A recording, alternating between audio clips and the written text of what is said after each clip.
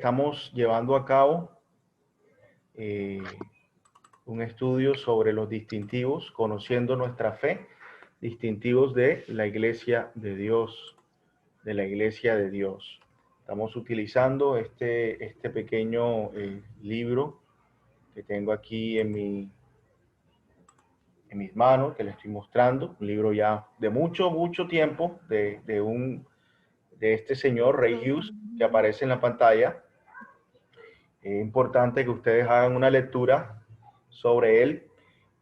Lo tengo en digital, no sé a quién le conviene leer en digital, o si no, estoy a disposición, 10,000 pesitos para fotocopiado, anillado. Yo puedo hacer esa vuelta porque es necesario, mis hermanos, que ustedes, como líderes de la iglesia, puedan tenerlo ahí, puedan dedicar por lo menos cada vez que vayamos a hacer el estudio los lunes, hacer una breve lectura, y ya cuando usted venga acá va a comprender un poco, o quizás puede decir, pastor, yo no entendí esta parte de acá, y podemos socializar al respecto. Entonces, yo quisiera que ustedes hicieran ese esfuerzo económico para su formación también, lo que tenemos acá. Cualquier cosita me avisa. Entonces estamos hablando, el libro se llama Distintivos de la Iglesia de Dios. Entonces quiero hacer un pequeño resumen de 5 minutos. La semana pasada hablamos de qué es un distintivo, ¿verdad? Y un distintivo dijimos que es una característica, algo particular, una diferencia. Entonces, lo que quiere decir el libro es que la Iglesia de Dios tiene unas características esenciales, importantes, que la distinguen con otras denominaciones, con otras comunidades de fe. Llámese bautista, llámese católica, llámese como se llame. La Iglesia de Dios tiene distintivos concretos, ¿no? Entonces, esos distintivos son 5 por lo menos. Doctrina, un distintivo en doctrina, un distintivo en evangelismo, adoración, forma de gobierno y santidad. Pero lo que hace el autor, antes de hablar de como tal y centrarse en los distintivos, el autor va a hablar de la similitud con el cristianismo histórico. Prácticamente esto se refiere a doctrina. Entonces, la semana pasada dimos el primer punto y hoy vamos a correr un poquito hacia los 5 puntos que tenemos acá de similitud, es decir, igualdad con el cristianismo histórico. Y esto es muy importante porque no hace a la Iglesia de Dios como algo totalmente diferente al cristianismo histórico, sino que lo hace y lo incluye dentro de la familia del cristianismo. Recuerde que el cristianismo es una familia y nosotros no es que estemos apartados de toda esa familia, y sobre todo de la familia de las iglesias que nosotros llamamos iglesias protestantes, que surgen a raíz de la protesta que hizo Martín Lutero en 1516, y eso lo vamos a ver un ratico. Entonces estábamos hablando que la similitud de la Iglesia de Dios con el cristianismo histórico parte en primera instancia de que la Iglesia de Dios es ortodoxa en doctrina. Alguien que me diga, que recuerde qué significa eso de que la Iglesia de Dios es ortodoxa en doctrina. Jamer. Ortodoxa en doctrina, arránquese la cabeza.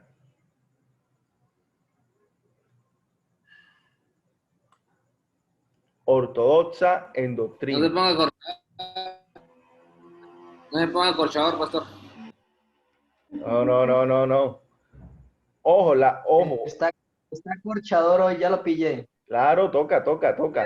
Es que no me recuerdo el término, pero ortodoxia significaba como algo puro, se me olvida el término que utilizamos la última vez, algo que como puro, como que corrompido, algo así, es que se me olvida el término que utilizamos la vez. Correcto, es el término, ¿cierto? correcta en doctrina. Eso quiere decir, ortodoxa es correcta en doctrina. Recuerden que la palabra orto, hay varias palabras en español que empiezan así, como ortodoncia, que significa la correcta posición de los dientes, ortopedia. Los huesos. Exactamente, excelente, correcta posición de los huesos. En este caso estamos hablando de ortodoxa, que es la correcta doctrina. La Iglesia de Dios es correcta en doctrina y eso va a englobar el resto. Y hoy vamos a mirar unas aplicaciones, y yo les advierto, mis hermanos, estos ejemplos que voy a mostrar no lo hago con el fin de criticar, sino con el fin de mirar la importancia de lo que estamos hablando y la relevancia y también la vigencia, hermano, de lo que estamos hablando. Voy a dar ejemplos tanto presentes como bíblicos y fundamentos bíblicos. Bien, en esa misma idea, la Iglesia de Dios, segunda parte, es fundamental en la fe. Y permítame, estuvimos hablando también, dando unos ejemplos, ¿verdad? Rodolfo González, el movimiento misionero, lo que decía, recuerdan sobre Jesucristo, que se apartó decía que Cristo no es Dios, sino que es simplemente un hijo de Dios. Entonces, este señor prácticamente ya se apartó de la ortodoxia, de la doctrina correcta, porque las escrituras no dicen eso. Entonces, ¿qué es que la Iglesia de Dios es fundamental en la fe? Ese es el segundo punto. Y cuando hablamos de fundamental en la fe, tenemos por lo menos 6 fundamentos en los que la Iglesia de Dios cree y se fundamenta. Primero, la Iglesia de Dios cree en la infalibilidad de la Biblia. ¿Qué es eso? O sea, que la Biblia no tiene errores en doctrina. Nosotros creemos que la Biblia no tiene errores en sus enseñanzas. También la Iglesia de Dios se fundamenta en que Cristo nació de una virgen. Es decir, eso le llamamos el nacimiento virginal de Cristo, ¿sí? De una mujer virgen. Tercero, la Iglesia de Dios se fundamenta en la muerte real de Cristo.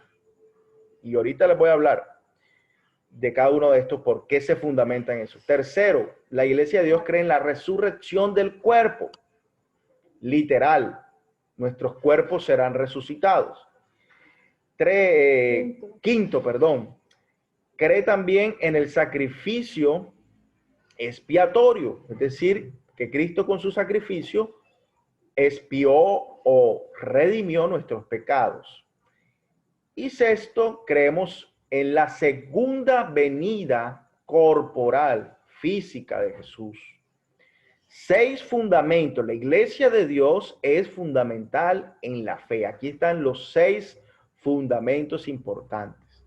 Ahora, ustedes ven una imagen acá, una imagen que está blanco y negro.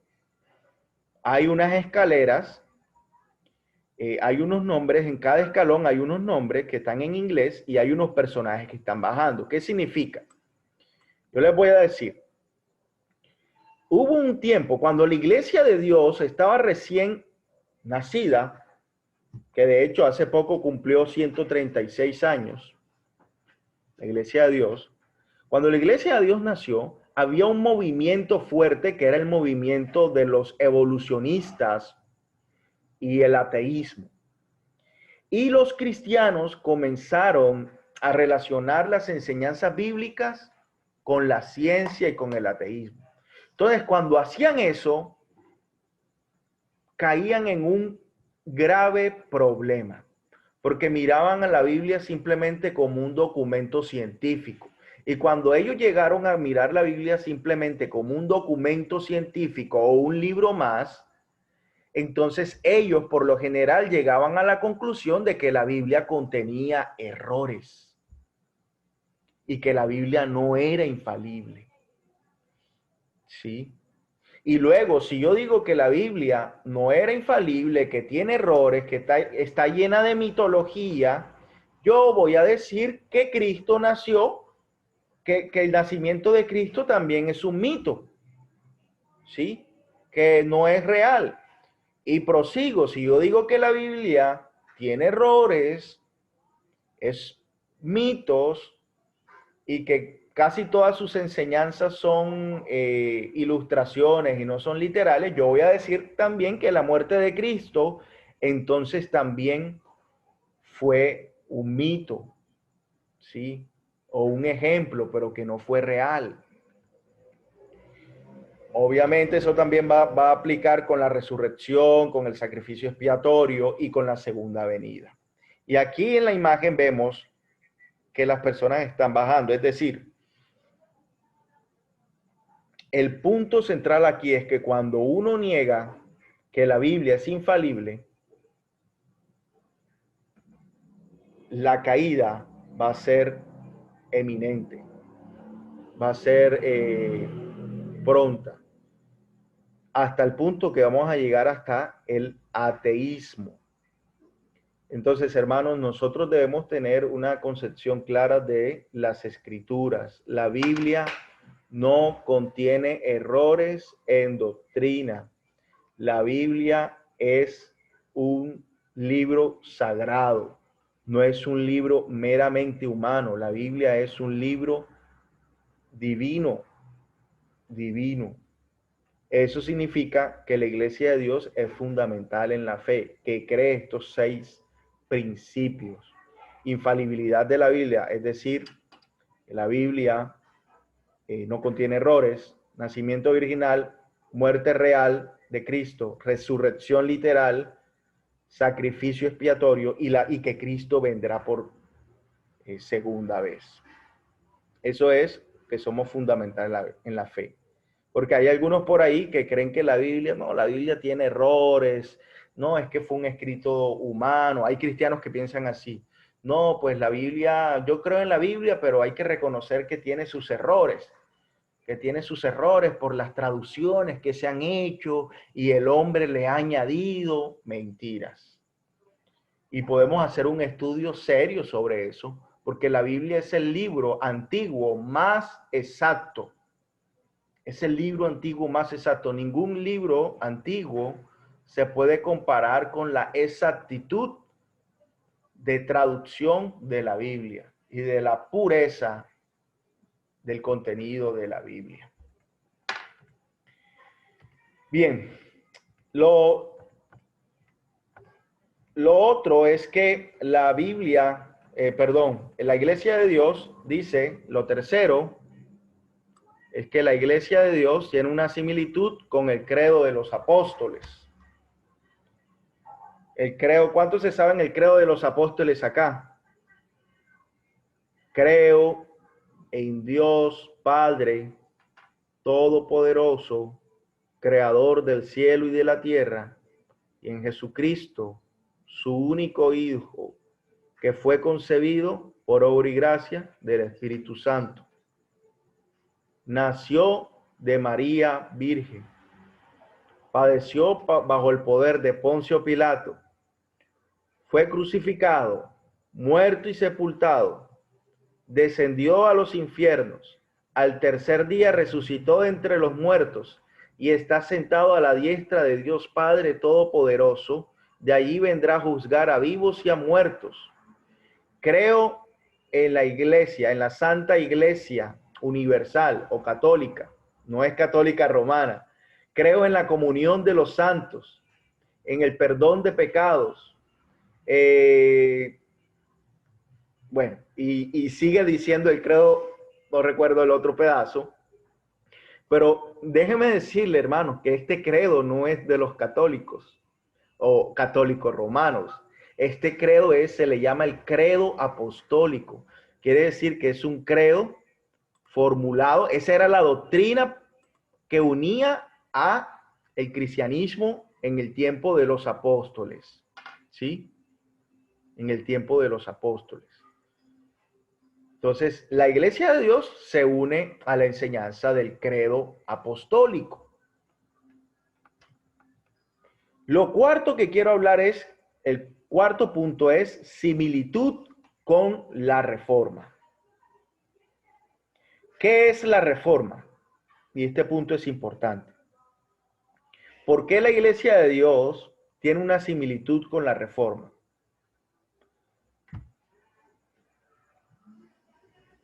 Cada uno de nosotros aquí presentes debe entender que antes del siglo XV, la iglesia principal era la Iglesia Católica Romana.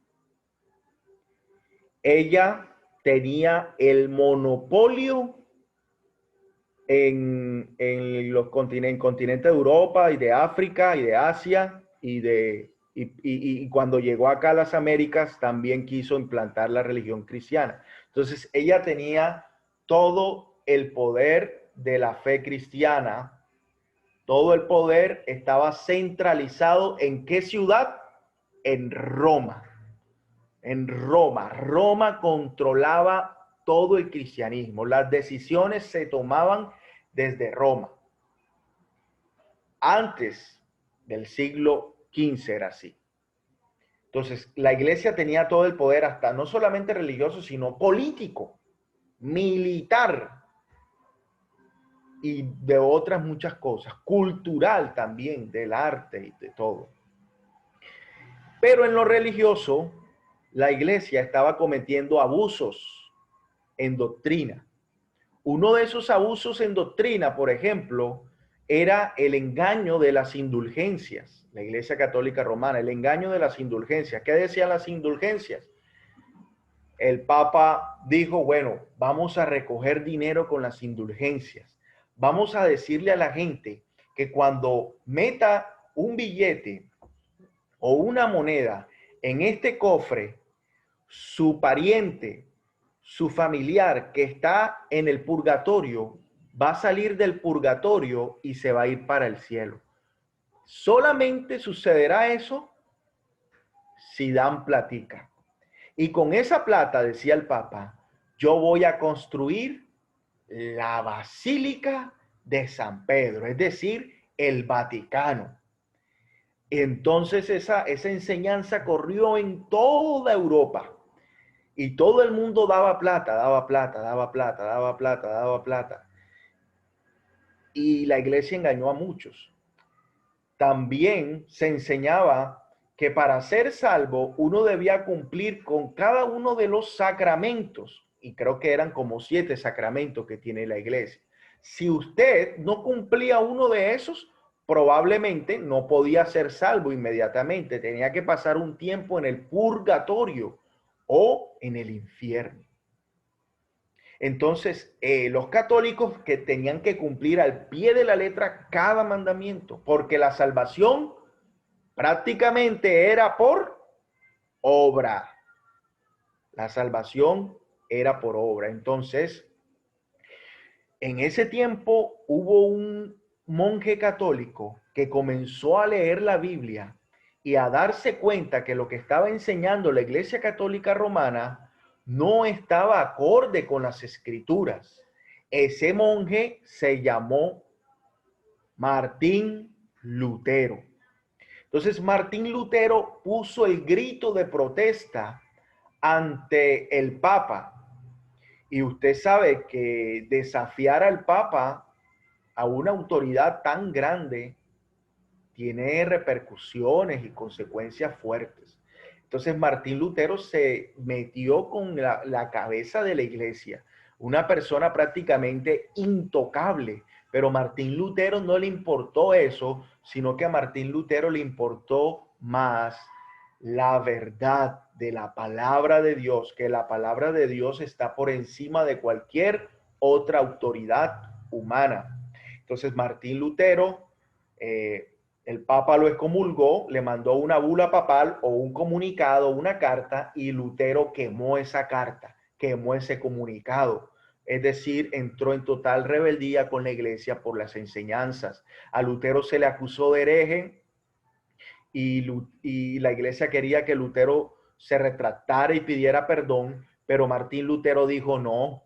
Martín Lutero dijo, mi conciencia está cautiva a la palabra de Dios, por lo tanto no quiero ni voy a retractarme, voy a permanecer en que la Biblia tiene toda autoridad. Y bueno, Martín Lutero, ayudado por unos príncipes alemanes y políticos, se separó de la Iglesia Católica Romana y comenzó y fundó una nueva iglesia. Fundó la Iglesia Luterana.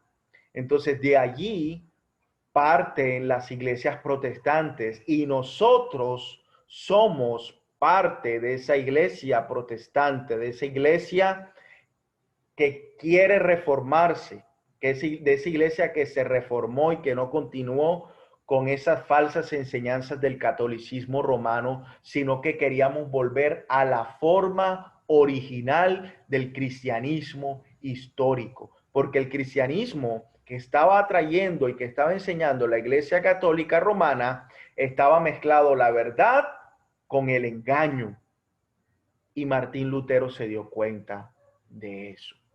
Entonces nosotros partimos de esa intención de Martín Lutero de querer reformar la iglesia y volver a los principios bíblicos, a las enseñanzas de los apóstoles. Hoy en día nosotros por eso, hermano, por eso nosotros no somos católicos, por eso somos de la Iglesia de Dios, una iglesia protestante. Bien, entonces, algo a lo que voy a hacer énfasis en esta noche es los principios fundamentales de la Reforma. Principios fundamentales de la Reforma, o sea, de lo que proyectó Martín Lutero. Y preste mucha atención porque aquí es donde está la carne de lo que estamos hablando. La Iglesia de Dios tiene una similitud con la Reforma, o sea que en cierto sentido nosotros somos ¿qué? Reformados, en cierto sentido. Hay unos principios básicos. Bien. Entonces, el primer principio de la Reforma es que la justificación viene por la fe, ¿cierto?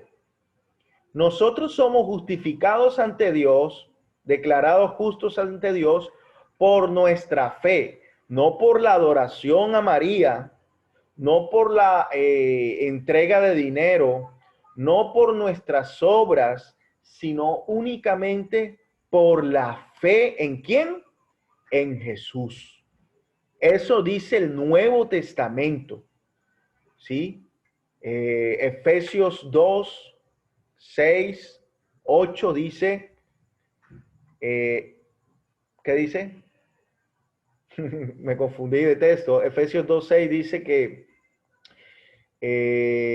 la fe no es por obra, la salvación es por gracia, mediante de la fe, no por obra, para que nadie se gloríe. Entonces, la salvación, la justificación es por la fe, no por las obras. Y esto lo entendió muy bien Martín Lutero, porque recuerde que Martín Lutero era un monje católico. ¿Y qué hacían los monjes? Se daban latigazos en el cuerpo, ayunaban muchos días sin comer nada, entregaban su vida al ascetismo, al maltrato del cuerpo. ¿Para qué? Para obtener el favor y la salvación. Pero mientras más Martín Lutero hacía eso, su vida era más amarga, más pobre, él era más infeliz, hasta que leyó la Biblia y encontró que la salvación es un regalo, no un esfuerzo, no es logrado por un esfuerzo humano, sino que es un regalo que Dios nos da. Entonces, él vio eso en las Escrituras, leyó Efesios, leyó Romanos, leyó Gálatas, que el hombre es justificado por la fe. y esto no es de vosotros, es don de Dios. Él leyó eso y tuvo una paz en su vida. Entonces, la primera cosa es que nosotros somos justificados por la fe y no por el obrar, no por la fe a María, no por la fe a otra cosa, sino la fe en Jesucristo, en la obra que Él hizo, no nuestra obra, es la obra de Jesús. Primero. Segundo,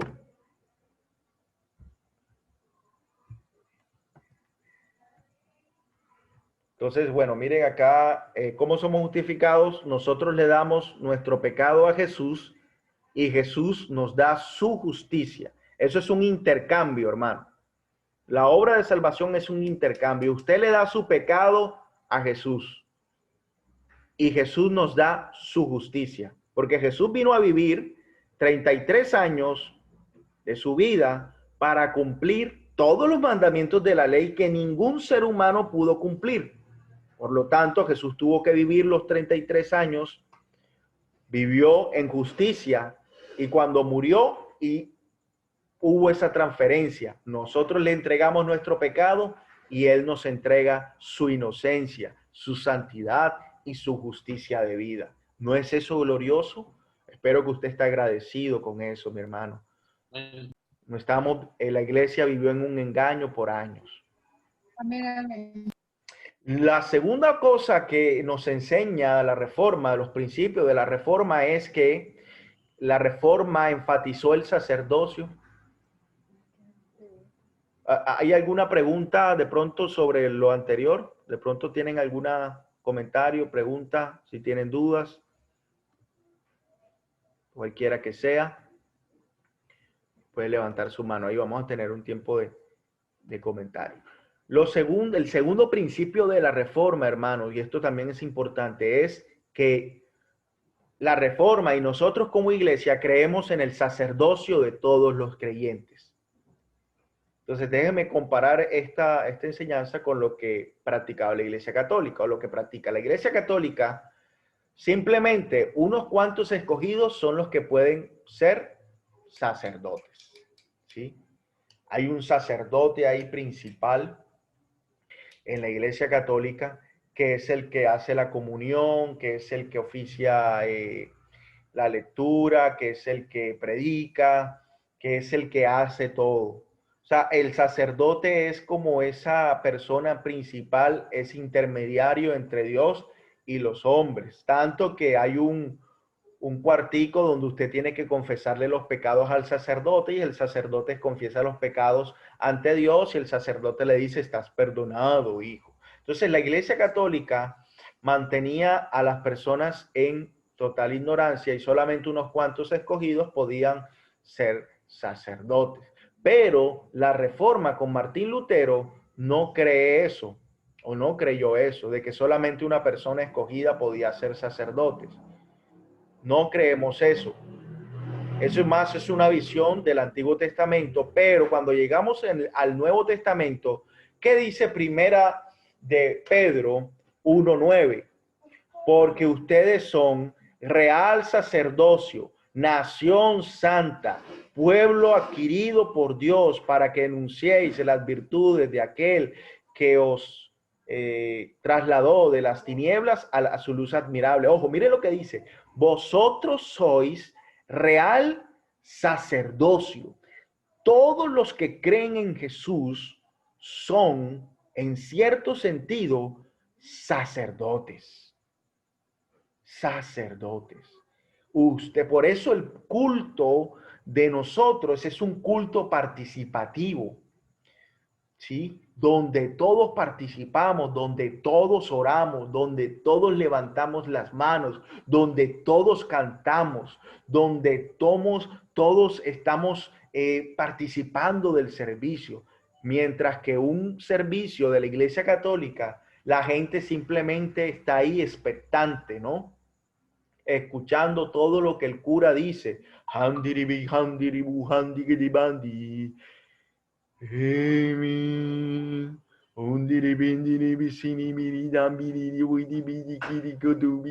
Bueno, eso es latín, supuestamente yo. Entonces, Eso era en latín, ya. eso es- Amén. sí, sí. Entonces, pero esa es la idea, no todo lo hacía el sacerdote, pero la iglesia reformada y la iglesia de Dios cree en el sacerdocio de todos los creyentes. Todos ustedes tienen la capacidad, tienen los dones de Dios. Todos nosotros tenemos dones de Dios. Ahora, sí, hay que ser sinceros, no todos ahora es que sean pastores, no, hay personas que están llamados para dedicarse a ese santo llamado también, pero eso no quiere decir de que usted va a estar como que no, yo no, no. Usted también desempeña un sacerdocio. Usted también desempeña un sacerdocio. Por eso estamos aquí, porque creemos de que usted fue llamado por el Señor también para capacitarse y liderar y enseñar a otros. Entonces, el sacerdocio de todos los creyentes. El tercer punto de la reforma es el juicio privado. Y voy a hacer rapidito con esto. Voy a comparar otra vez con la práctica de la Iglesia Católica.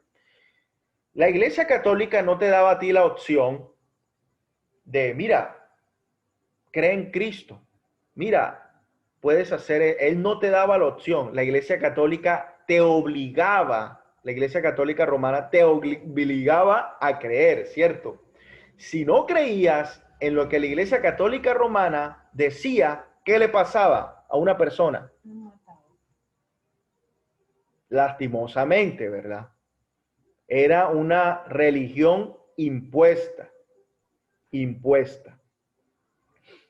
Eso lo podemos aprender de la conquista, ¿verdad? Parte de nuestra conquista acá en las Américas, que el cristianismo fue de cierta manera impuesto a los indígenas, en cierta manera. No, yo estoy seguro que no todos creyeron a la fuerza, hubo personas que creyeron bajo voluntad, pero otra parte también fue obligada a creer. Entonces, la reforma con Martín Lutero y nosotros no obligamos a las personas a que crean, porque entendemos que cada persona tiene un criterio y tiene la libertad de escoger si creer o no, porque eso lo aprendimos también de la Biblia. Todo aquel que cree, ¿verdad? Es si tú crees, la salvación está allí, pero ya depende de la persona si decide creer o si decide rechazar.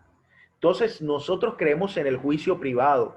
Y hermanos, y eso también apliquémoslo para nosotros ahora mismo. Yo les estoy hablando a ustedes esto acá y yo lo estoy trayendo con la Biblia, pero usted también puede hacer un juicio en su mente, en su conciencia y en su corazón de lo que yo le estoy diciendo. Usted tiene que examinarlo por las escrituras y hacer un juicio de lo que yo le estoy diciendo. No es que usted lo va a creer automáticamente. Si no citan la escritura, no lo crea, a menos que yo lo esté diciendo con claridad, con veracidad. No todo debe ser creído. La Biblia nos llama a pesar los espíritus, a discernir. Hay un comentario, no sé, voy a mirar. Ok, mi esposa está colocando ahí los versos, gracias. El juicio privado. Entonces usted puede hacer juicios de las cosas. Es una falsa idea de que no debemos discernir, ¿verdad? O todo lo debemos creer, no, todo lo debemos pasar por un filtro y ese filtro es la Biblia para saber si es verdad o es falso. Bien. El cuarto principio, y este es el más importante, es ¿dónde radica la autoridad? El cuarto principio de la reforma es que la autoridad radica en la Biblia. Y déjeme darle un ejemplo con la Iglesia Católica. La autoridad para la Iglesia Católica radicaba en ¿quién? En el Papa, ¿cierto? La autoridad de la Iglesia Católica estaba en el Papa, es decir, la voz del Papa era una palabra infalible. Exactamente. Lo que decía el Papa, eso era. Estamos hablando del tiempo de la Reforma. Lo que decía el Papa, eso era. Si el Papa decía tal cosa, se cumplían. No había nadie que lo criticara. Ay, si usted se metía y criticaba lo que el Papa decía, estaba listico para ir a la hoguera. Era el diablo. Así es, era el mismo diablo. Entonces, la Reforma dijo, no, la autoridad no radica en una persona o en un humano, la autoridad radica en la palabra de Dios. Entonces, la Reforma, nosotros, la Iglesia de Dios también cree en la autoridad de las Escrituras por encima de cualquier otra cosa. Permítame que me equivoqué aquí.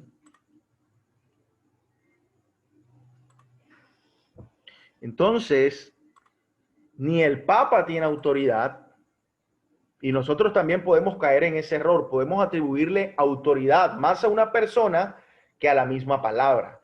Ni un pastor tiene autoridad. Aquí vemos tres pastores, bueno, iba a decir tres pastores famosos, pero bueno, hay solamente dos. Yo soy un simple calvito, como me ven ahí, delante de esto. Sí, yo tengo un rango más, bueno, estoy con Guillermo Maldonado, con el apostolado. Entonces, pero nosotros los evangélicos, hermanos, también podemos caer en el error de atribuir la autoridad más a una persona, en este caso a un pastor, que a la misma palabra de Dios, que es la palabra de Dios. No hay otro factor autoritativo que la palabra. Entonces, hoy nosotros como reformados y protestantes y como Iglesia de Dios no tenemos papa, pero podemos caer en el error. Entonces aquí tenemos al pastor John MacArthur, muy famoso, y lo que dice él es como si fuese palabra de Dios. Mucho cuidado, todo tiene que ser examinado. Aquí tenemos otro pastor, bueno, no se dice pastor, sino se autodenomina apóstol, ¿verdad? Que es Guillermo Maldonado, y hay muchas personas también que creen ciegamente en él. Incluso hace poco vi declaraciones muy fuertes de Guillermo Maldonado que fueron bastante pues penosas. Él dijo que todos aquellos pastores que se salieron de su cobertura, de su autoridad, murieron. Y murieron porque se salieron de su autoridad. O sea, eso es muy delicado decir eso. Como si la autoridad de él fuera más importante. Y aquí tenemos a mi persona, ¿verdad? Que no importa quién sea, mi hermano, la autoridad está por encima de nosotros. La autoridad de la Biblia y de la palabra de Dios. Todo debe ser examinado por la palabra de Dios. Martín Lutero dijo, a menos que me muestren por las escrituras que estoy equivocado, no me voy a retractar. Y esa debe ser nuestra motivación y nuestra actitud también. Muéstrame por la Biblia lo que estás diciendo y te vamos a creer. A mí me gusta mucho un pasaje que está en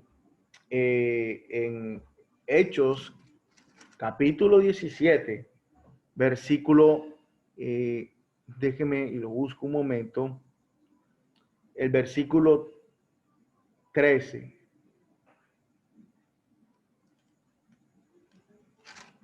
No es 13.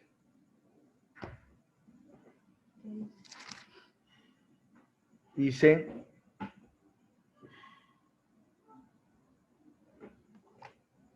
Hechos 17, 11, versículo 11 dice, y estos eran más nobles que los que estaban en Tesalónica, pues recibieron la palabra con toda solicitud, escudriñando cada día las escrituras para ver si estas cosas eran así. Nosotros debemos tener el espíritu de los ciudadanos berianos que escudriñan las escrituras para mirar y examinar si las cosas que se dicen, si las cosas que dice Pablo si las cosas que digo yo, si las cosas que dice cualquier otra persona están ahí basadas en la palabra de Dios. Entonces, ni el Papa tiene autoridad por encima de la Biblia, ni John MacArthur, ni Guillermo Maldonado, bueno, y este personaje tampoco, solamente la palabra de Dios. Hermano, ¿por qué le doy este ejemplo? Miren que estamos hablando que la iglesia se une y tiene similitud que es ortodoxa en doctrina. O sea, la iglesia de Dios dice, el libro distintivo de la iglesia de Dios, que la iglesia de Dios es correcta en doctrina. También la iglesia de Dios tiene similitud con el credo de los apóstoles, o sea, credo, la fe, la doctrina de los apóstoles. Y fundamental en la fe también es su doctrina. Y cree en los principios de la reforma, en las doctrinas fundamentales de la reforma, es su doctrina. ¿Por qué les digo esto, hermano? Porque es muy importante. Y aquí es donde voy a dar unos ejemplos. Por ejemplo,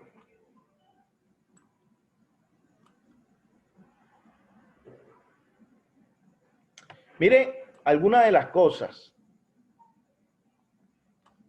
que, permítame acá, este señor que está aquí es el pastor de la iglesia más grande en Estados Unidos, que es Joel Osteen, ¿cierto? La iglesia Laybook. Y este otro señor morenito que está ahí es Morgan Freeman, un actor muy importante de muchas películas, muchas series, muchos documentales. Este señor se la pasaba en todo el mundo mirando cuáles eran las religiones más importantes. Entonces él llegó a esta iglesia de Joel Osteen y comenzó a hablar con Joel Osteen y Morgan Freeman le preguntó a Joel Osteen, ¿y usted qué hace? ¿Qué le enseña a esta gente? Y Joel Osteen usa las siguientes palabras. Mire, yo no le enseño a la gente acá doctrina. Yo no le enseño doctrina. Cada quien cree lo que quiere. Yo le doy son otras cuestiones más prácticas. Wow. Eso es, para algunos cristianos de hoy, pues parecerá algo normal, ¿no? Pero eso, comparado con las escrituras, es grave y con lo que nosotros hemos visto, es sumamente grave y preocupante. Segundo, ya un poco más conocido entre nosotros, es este señor que es pastor, Cash Luna, dice que él en una entrevista con Marco Witt, Marco Gil le pregunta algo y él responde lo siguiente: a veces no me escuchan en público hablar mucha doctrina porque respeto la audiencia nuestra en medio son ovejas de muchos otros pastores, entonces yo procuro no ir a la doctrina porque eso es de cada quien, sino a la fe, a la esperanza, a la práctica, a la filosofía bíblica. Y les enseñamos principios de cómo convertirse en un servidor. Eso se escucha como muy respetuoso, pero es delicado, ¿verdad? Es delicado. Y eso obviamente abre puertas a muchas personas. Entonces, digamos que él no se dedica a la doctrina, sino a otras cosas más prácticas, y bueno, es un poco ambiguo con lo que dice, pero hay que mirarlo bien y examinarlo, tener cuidado, ¿verdad? Con todos estos pensamientos que están rechazando la doctrina. Yo quiero mirar unos versículos y cada uno de ustedes va a buscar uno para ir avanzando y ya estamos terminando. ¿Qué enseña Jesús sobre la doctrina? ¿Es secundaria? ¿Es opcional? ¿Nosotros tenemos la autoridad de decidir si enseñamos o no doctrina? ¿Qué nos enseña la Biblia? Porque lo que vemos aquí es que ellos han decidido enseñar lo que quieren. Pero ¿qué nos dice la Biblia como pastores, como iglesia? ¿Qué debemos hacer? Entonces, búsqueme, por favor, Jamer. Me va a buscar Mateo 15, 9. Mi hermano Nilsson me va a buscar Mateo 16, 2. Mi hermana Mari va a leer el Lucas 4:32 Angelita me va a buscar en Juan 7, 16 al 17. Vamos primero con eso. Luego, mi esposa me va a buscar en 1 Timoteo 1:3. Tatiana me va a hacer el favor de buscar en 1 Timoteo 1:3 y Tatiana 1:10. ¿Listo allí? Espero que ya tengan los textos. Vamos a ver qué pasa.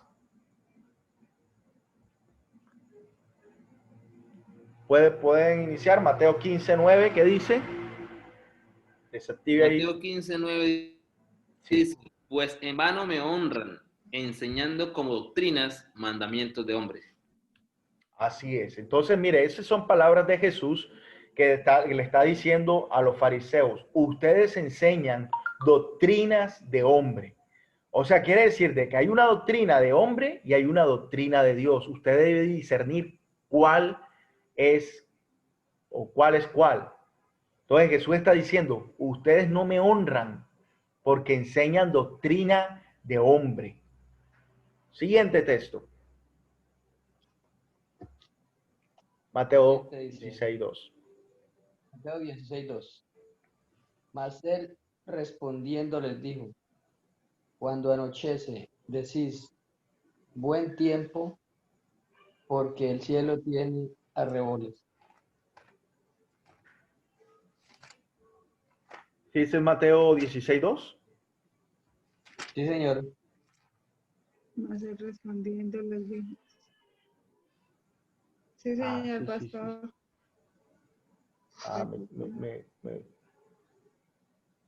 Ok, es 12, perdón, mi hermano. Busque ahí, abajito, 12. Entonces, 16:12. Sí. Entonces entendieron que no les había dicho que se guardasen de la levadura del pan, sino de la doctrina de los fariseos y de los saduceos. Entonces, miren lo que está diciendo Jesús ahí. Le está diciendo a sus apóstoles de que deben guardarse de la doctrina de los fariseos y los saduceos. O sea que hay una doctrina en la cual nosotros debemos estar atentos y guardarnos. Por eso es importante, hermano. Usted debe conocer la doctrina para saber cuál es la verdad y cuál es el error. Jesús le estaba advirtiendo a sus apóstoles y eso mismo hace hoy con nosotros. Es Lucas 4:32, mi hermana Mari. Dice, y se admiraban de su doctrina porque su palabra era con autoridad. Ok, entonces la gente se admiraba de la doctrina de Jesús. ¿Por qué? Porque su doctrina era con autoridad. Y ahora vamos a ver cuál es la autoridad. Lo va a leer Angelita. Vamos a ver cuál es la autoridad. Angelita, Juan 7. Juan 7, 16 al 17. Jesús le respondió y dijo, mi doctrina no es mía, sino de aquel que me envió. El que quiere hacer la voluntad de Dios conocerá si la doctrina es de Dios o si yo hablo por mi propia cuenta. Amén. Entonces mire Jesús, que ni Jesús se atrevió a hablar por su propia cuenta. Jesús dijo, la doctrina no es mía, la doctrina es de Dios. Es por eso que lo que enseñaba Jesús era autoritativo, porque dependía plenamente de la palabra de Dios, de la autoridad de Dios y no de una autoridad humana. Él decía, el que quiera saber si la doctrina es mía, tiene que hacer la voluntad, porque la doctrina no es mía, es de Dios, es de Dios. Entonces Jesús no enseñaba lo que él quería, Jesús enseñaba lo que Dios había plasmado en las escrituras. Hay que tener mucho cuidado porque nosotros no tenemos la libertad de escoger y enseñar lo que uno quiere. Uno tiene que enseñar lo que las escrituras plasman. La autoridad radica en la Biblia. Bien, vamos ahora. Eso fue dicho por Jesús. Mire la relación de doctrina y las palabras de Jesús. totalmente, ¿no? Diferente a, no, yo no enseño, yo decido si enseño doctrina, yo no me meto en eso, no, yo no enseño doctrina y hay muchas otras cosas más. Vamos a Pablo. ¿Qué decía Pablo? 1 Timoteo 1:3. Como te rogué que te quedases en Éfeso cuando fui a Macedonia, para que mandases a algunos que no enseñen diferente doctrina. Entonces Pablo le está diciendo a Timoteo, mira, yo te puse allí para que tú mandes y les digas a esos que están enseñando falsa doctrina que no lo hagan, por favor. Entonces, mire la misión que Pablo encomendó a Timoteo. Por favor, enseña a esas personas que no enseñen falsa doctrina. 1 Timoteo 1:10, Angie, Tatiana. Sí, señor. Para los fornicarios, para los sodomitas, para los secuestradores, para los mentirosos y perjuros, y para cuanto se oponga a la sana doctrina. O sea que hay una sana doctrina, ¿verdad? Hay una sana doctrina que nosotros debemos seguir. Entonces hay una clara y distinción que habla el apóstol Pablo. Y voy a leer 1 Timoteo 4:6 que dice: si esto enseñas a los hermanos, serás buen ministro de Jesucristo, nutrido con las palabras de la fe y la buena doctrina que has seguido.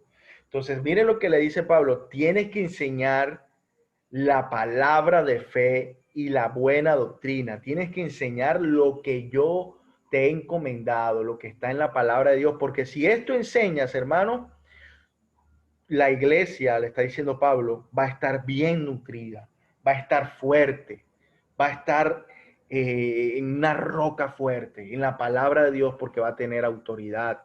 Y la autoridad radica en la palabra de Dios. Mire lo que dice Timoteo, 1 Timoteo 6:3. Dice, si alguno enseña otra cosa y no se conforma a las sanas palabras de nuestro Señor Jesucristo y a la doctrina que es conforme a la piedad, está envanecido, nada sabe y delira. Voy a dejarlo hasta ahí. Nosotros debemos enseñar la palabra de Dios, la doctrina de Jesús. Porque si hacemos lo contrario, dice Pablo, está envanecido, nada sabe, está loco, está metido en otras cosas. Y termino con 2 Timoteo 4:3, que dice, porque vendrá tiempo cuando no, y este texto es muy claro. Quiero terminar con este porque nos muestra un ejemplo de qué ha sucedido con, por ejemplo, estos dos personajes y otros muchos más que existen. Porque vendrá tiempo cuando no soportarán la sana doctrina, sino que teniendo comezón de oír, se amontonarán maestros conformes a sus deseos y apartarán de la verdad el oído y se volverán a las fábulas. Y yo creo que ese tiempo ya hace rato lo estamos viviendo. Dice que se amontonarán maestros. Se amontonarán maestros que no van a enseñar la doctrina de Jesús, sino que van a enseñar sus propios deseos, lo que ellos quieren para agradar a las multitudes, y no van a poner la verdad en el oído de las personas, sino que la van a apartar la verdad y les van a enseñar es pura otra cosa, fábulas, historietas, chistes, ¿qué más? Testimonios, que esas cosas pueden aplicarse, pero no es lo principal, mis hermanos. Entonces, la iglesia de Dios es una iglesia ortodoxa en doctrina, fundamental en la fe, que se sostiene en el credo de los apóstoles y que mantiene los principios doctrinales de la Reforma protestante. Y lo vimos a la luz de la palabra de Dios. La doctrina es fundamental, fundamental. Entonces, bueno, mis amados, si tienen algún comentario, alguna pregunta, adelante.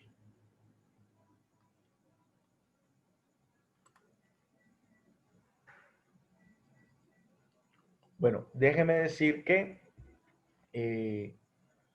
hemos visto, he querido colocar estos breves ejemplos, no con el fin de ser un crítico sin sentido, o que de pronto yo muestre algún celo o alguna envidia. Para nada, mis hermanos. Dios me guarde, Dios nos cuide a nosotros, ante todo la humildad, ante todo el respeto, ¿verdad? Pero quería mostrarlo a ustedes porque, bueno, son personas maduras, son líderes y estamos para eso, para discernir el error sutil, no, porque la mentira, el error y la falsa doctrina nunca, hermanos, nunca se nos va a presentar, un falso profeta nunca se va a presentar diciendo, buenas noches, soy un falso profeta y lo que le voy a enseñar no está en la Biblia. Nunca, hermano, nunca un falso profeta se va a presentar así. Siempre el falso profeta va a ser muy sutil y va a mezclar la verdad con el error. Ahí está su astucia. ¿Para qué? Para que no sea discernido fácilmente y pueda engañar a las personas. Y sobre todo a las personas que no están fundamentadas. Entonces, mi intención no ha sido esa. Hay cosas, ojo, hay cosas que ellos enseñan que uno dice, wow, ve, tiene razón. Mira, porque yo los he escuchado a estos pastores y predicadores, no todo lo que enseñan está errado, pero recuerden que siempre mezclan la verdad con el error. Entonces, cuando ya un predicador hace eso, usted manténgalo un poquito ahí como a distancia. Siempre usted debe tratar de escuchar sana doctrina, porque la sana doctrina sana el corazón, sana la mente, sana la vida. Y cuando es como si a usted le dan un jugo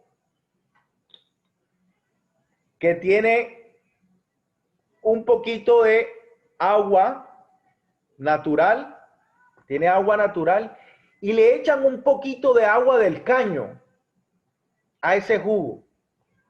Usted se lo toma, eso le va a hacer daño. Solamente con un poquito de agua del caño le va a hacer daño. Lo mismo pasa cuando uno escucha la verdad mezclada con un poquito de error, va a hacer daño. Siempre hay que procurar lo sano, y nosotros queremos ser una iglesia de firmes convicciones, sanas emociones y urgentes expresiones. Queremos ser una iglesia sana, mi hermano, sana, no perfecta, sana, amén. Y que cada uno de nosotros, sobre todo nosotros como líderes, tenga una vida sana en todo sentido, no solamente porque la doctrina va a sanar todo, la doctrina va a sanar nuestra comunión con Dios, nuestra comunión con el prójimo, con nuestra esposa, con nuestros familiares, nuestra economía. La sana doctrina sana todo, mis hermanos, sana todo. Entonces, qué bonito que nosotros estemos aprendiendo sobre estas cosas distintivos de la iglesia de Dios. La iglesia de Dios lastimosamente se ha apartado un poquito en algunas cosas por no conocer la características de la iglesia de Dios. Entonces vamos a vivir esos principios como iglesia. Amén. Amén. Bueno, ahora sí, si alguno quiere comentar ya para ir terminando. Todo bien, como dijo el pibe.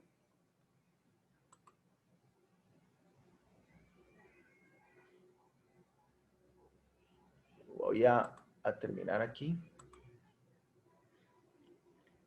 Gracias a cada uno de ustedes por